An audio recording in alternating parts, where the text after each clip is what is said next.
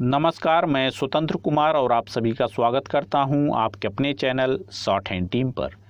तो दोस्तों, आज के इस वीडियो में रामधारी सिंह गुप्ता खंड 2 के प्रतिलेखन संख्या 14 के डिक्टेशन को हम लोग लेने वाले हैं।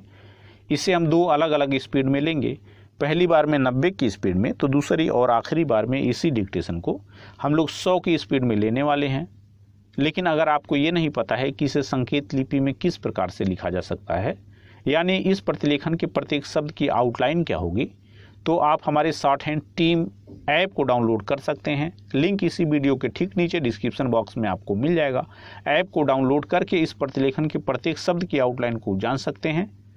उसके अलावा आप जब ऐप की स्टोर टैब में जाएंगे तो बहुत सारे और भी कोर्सेज आपको ऐप पर ही मिल जाएंगे। तो 90 की स्पीड में आपका डिक्टेशन स्टार्ट होगा 5 सेकेंड के बाद। तब तक के लिए आप रेडी रहें।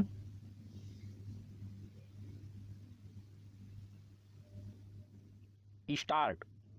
महोदय, हमारे देश में राजनैतिक विचारों में जितनी भिन्नता है उसके मद्देनज़र यह एक असाधारण बात है, जबकि इनमें से ज़्यादातर लोग यही ठाने रहते हैं कि चाहे जो हो और जो भी मुद्दा हो उन्हें विरोध करना है।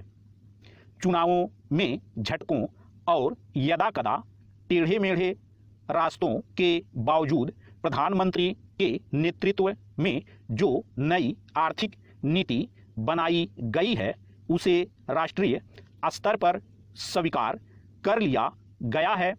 माकपा से लेकर जनता दल और भाजपा तक आर्थिक क्षेत्र में मूलभूत सुधार के अलावा पंजाब में नाटकीय बदलाव आया है। बंदूक की लड़ाई की जगह अब पूरी तरह बैलेट की लड़ाई ने ले ली है। उस प्रदेश की जनता के लिए यह दूसरी आज़ादी से कुछ कम नहीं है। असम और उत्तर पूर्व के कई हिस्सों में भी ऐसे बदलाव आए हैं, हालांकि वे पंजाब जैसे नहीं हैं। ऐसा समझना कि आतंकवाद का खतरा टल गया है बेशक गलत होगा, पर जो असफलताएं हमने पाई हैं उन्हें स्वीकार न करना कम गलत नहीं होगा। पंचायत और स्थानीय निकायों के चुनाव कराने को भी साधारण काम नहीं समझा जाना चाहिए। इस कदम से महात्मा गांधी के सपने और दिवंगत राजीव गांधी की लोकतंत्र के लिए प्रतिबद्धता फलीभूत हुई है। यह संविधान की अपेक्षाओं के अनुरूप लोकतांत्रिक क्रांति को आगे बढ़ाने का प्रतीक है। इससे हमारे राष्ट्र का लोकतांत्रिक आधार मजबूत हुआ है। पैरा। हिंदुत्व के घटते उन्माद का ध्यान रखना भी उतना ही महत्वपूर्ण है। भाजपा और शिवसेना को चुनावी सफलता भले ही मिल गई हो, पर राष्ट्रीय स्वयंसेवक संघ का नेतृत्व भी मानता है कि उसका मुख्य कारण कुछ राज्यों में भ्रष्टाचार, बढ़ती कीमतों, बेरोजगारी आदि जैसी सामान्य समस्याओं से निपटने में कांग्रेस सरकार की नाकामी थी, न कि सांप्रदायिक भावनाएं। हिंदू सांप्रदायिकतावाद में स्पष्ट कमी आना बहुत बड़ी राष्ट्रीय उपलब्धि है। इन सबसे महत्वपूर्ण है सार्वभौमिक मामलों में भारतीय व्यक्तित्व का फिर से उभरना। इसके आयाम हमारे विदेश संबंधों में आर्थिक अंश की वृद्धि से कहीं अधिक हैं। चीन से संबंध लगातार सामान्य होते जा रहे हैं। भारत ईरान संबंध फिर कायम हो गए हैं। इसी तरह दक्षिण अफ्रीका के साथ परस्पर लाभ के सहयोग की नई संभावनाएं बनी हैं।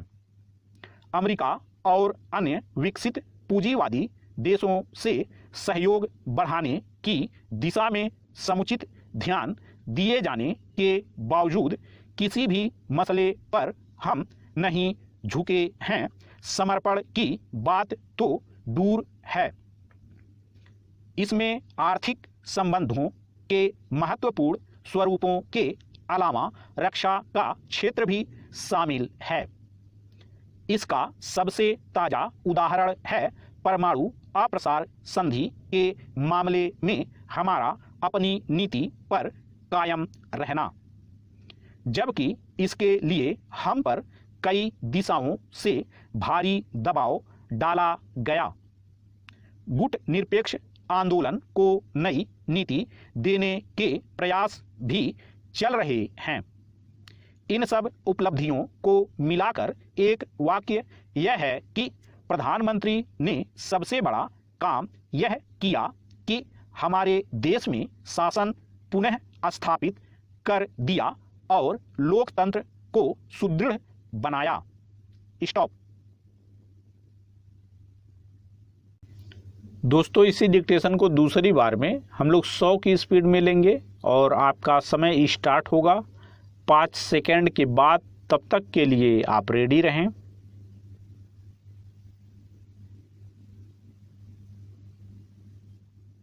स्टार्ट। महोदय, हमारे देश में राजनैतिक विचारों में जितनी भिन्नता है उसके मद्देनजर यह एक असाधारण बात है, जबकि इनमें से ज़्यादातर लोग यही ठाने रहते हैं कि चाहे जो हो और जो भी मुद्दा हो उन्हें विरोध करना है। चुनावों में झटकों और यदाकदा टेढ़े मेढ़े रास्तों के बावजूद प्रधानमंत्री के नेतृत्व में जो नई आर्थिक नीति बनाई गई है उसे राष्ट्रीय स्तर पर स्वीकार कर लिया गया है। माकपा से लेकर जनता दल और भाजपा तक आर्थिक क्षेत्र में मूलभूत सुधार के अलावा पंजाब में नाटकीय बदलाव आया है। बंदूक की लड़ाई की जगह अब पूरी तरह बैलेट की लड़ाई ने ले ली है। उस प्रदेश की जनता के लिए यह दूसरी आज़ादी से कुछ कम नहीं है। असम और उत्तर पूर्व के कई हिस्सों में भी ऐसे बदलाव आए हैं, हालांकि वे पंजाब जैसे नहीं हैं। ऐसा समझना कि आतंकवाद का खतरा टल गया है बेशक गलत होगा, पर जो सफलताएं हमने पाई हैं उन्हें स्वीकार न करना कम गलत नहीं होगा। पंचायत और स्थानीय निकायों के चुनाव कराने को भी साधारण काम नहीं समझा जाना चाहिए।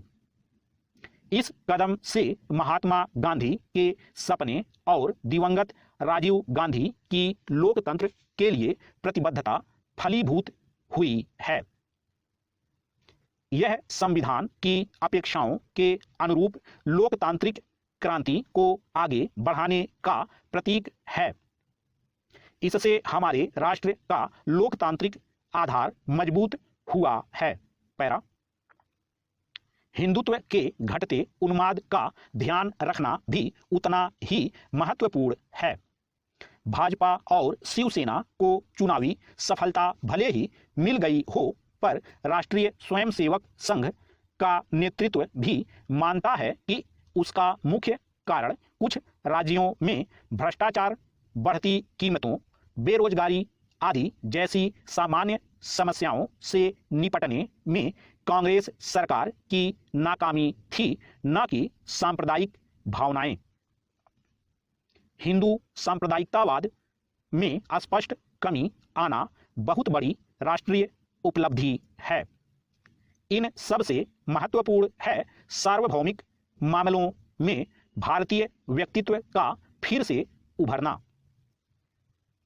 इसके आयाम हमारे विदेश संबंधों में आर्थिक अंश की वृद्धि से कहीं अधिक हैं। चीन से संबंध लगातार सामान्य होते जा रहे हैं। भारत ईरान संबंध फिर कायम हो गए हैं।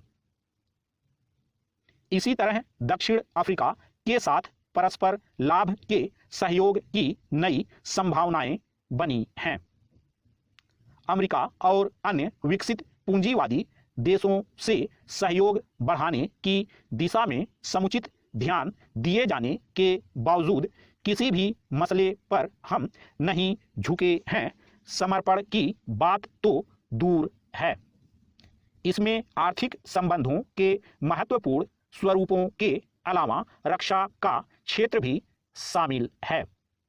इसका सबसे ताजा उदाहरण है परमाणु अप्रसार संधि के मामले में हमारा अपनी नीति पर कायम रहना, जबकि इसके लिए हम पर कई दिशाओं से भारी दबाव डाला गया। गुट निरपेक्ष आंदोलन को नई नीति देने के प्रयास भी चल रहे हैं। इन सब उपलब्धियों को मिलाकर एक वाक्य यह है कि प्रधानमंत्री ने सबसे बड़ा काम यह किया कि हमारे देश में शासन पुनः स्थापित कर दिया और लोकतंत्र को सुदृढ़ बनाया। स्टॉप।